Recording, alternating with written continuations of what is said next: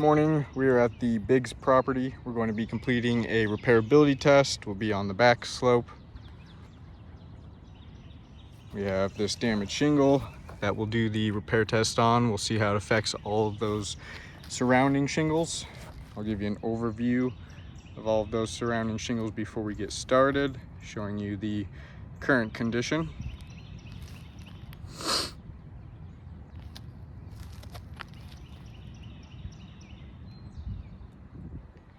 For my tools, I'll be using a flat bar, roof snake, hammer, and putty knife. Then we have this 45-degree tool that we'll use to give us a reference point for what 45 degrees looks like. We'll slide it underneath the damaged shingle here. So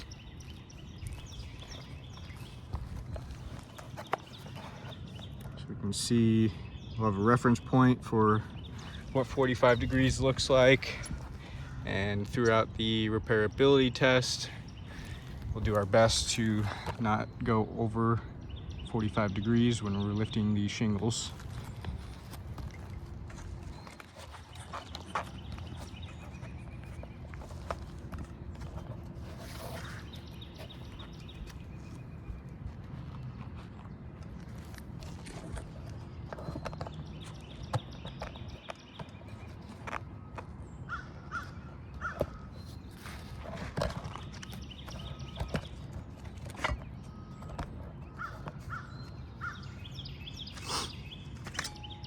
All right, we'll go ahead and get started.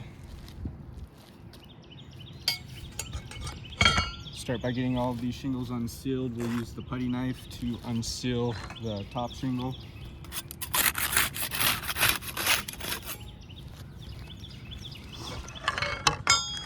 Then we'll use the flat bar to unseal the rest of the shingles.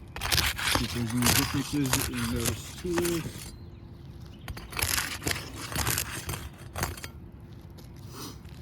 Now we'll start removing these nails.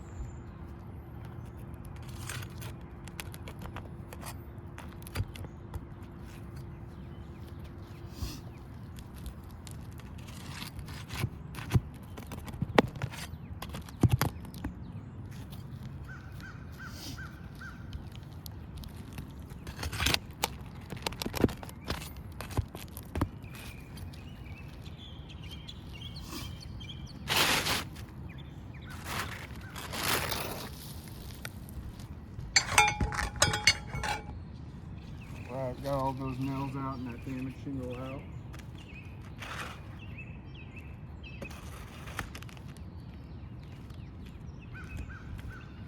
We'll go and slide this new shingle in, get it all lined up nicely.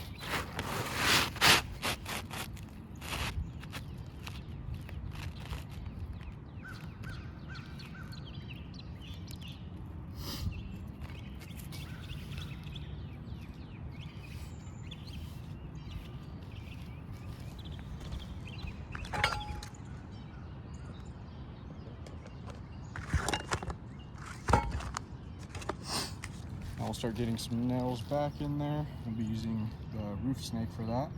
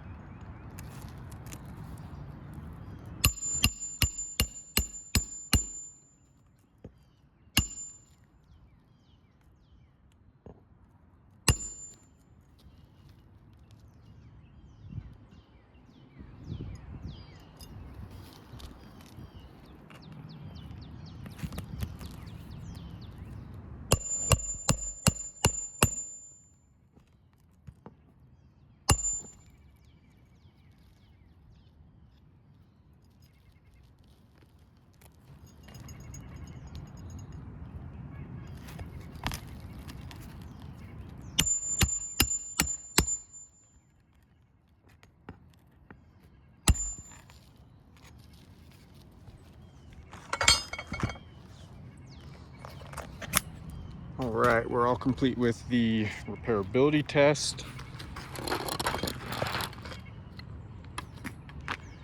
Give you another overview of all of those surrounding shingles.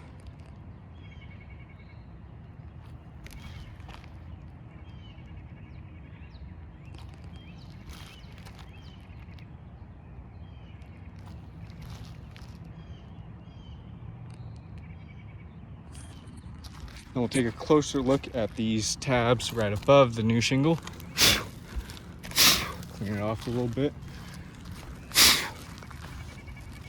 You can notice some stress fractures to these tabs above due to the lifting and the age and how worn the roof is. The shingles, you can see, can't really be lifted much without causing that matting on the shingle to break, causing those stress fractures. Those stress fractures it damages the integrity of that shingle. We can feel where that shingle is much weaker in those areas with the stress fracture. So that's going to not allow that shingle to do what it's designed to do as best as it should. It'll be affecting the water shedding capabilities, as the matting is the main component for that.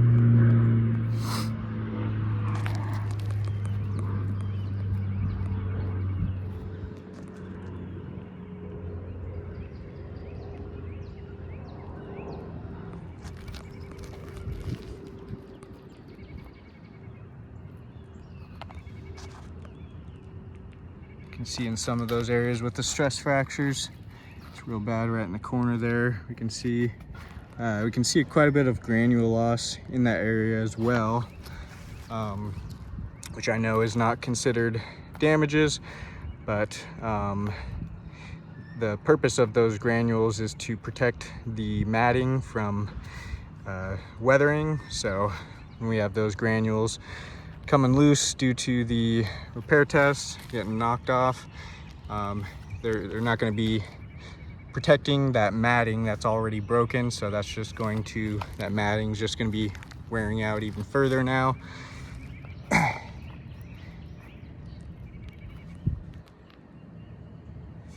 See that all along there.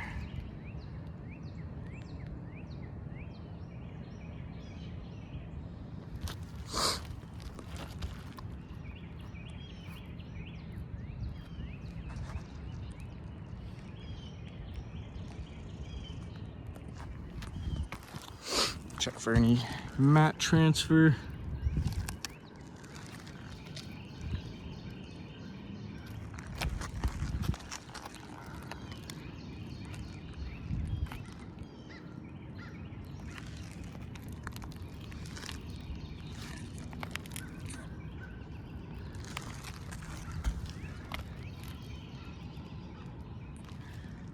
So we have stress fractures caused to those surrounding shingles from the repairability test. So those shingles are going to be in a condition where there can be some potential water intrusion due to those damages, potential leak hazards.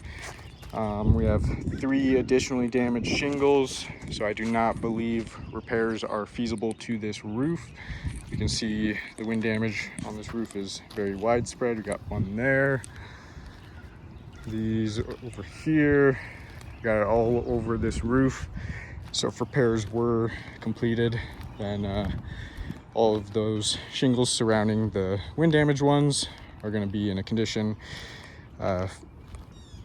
where they can have some potential water intrusion. So this insured would have possible leak hazards all over their roof wherever there needing to be repairs done, and I do not believe that that would be indemnification, leaving them with more damaged shingles than they previously had, up to 3 for each one of those repairs. So I do not believe this roof is repairable. I'll go ahead and chalk up all of those damages and get some better pictures of those. Thank you for your time.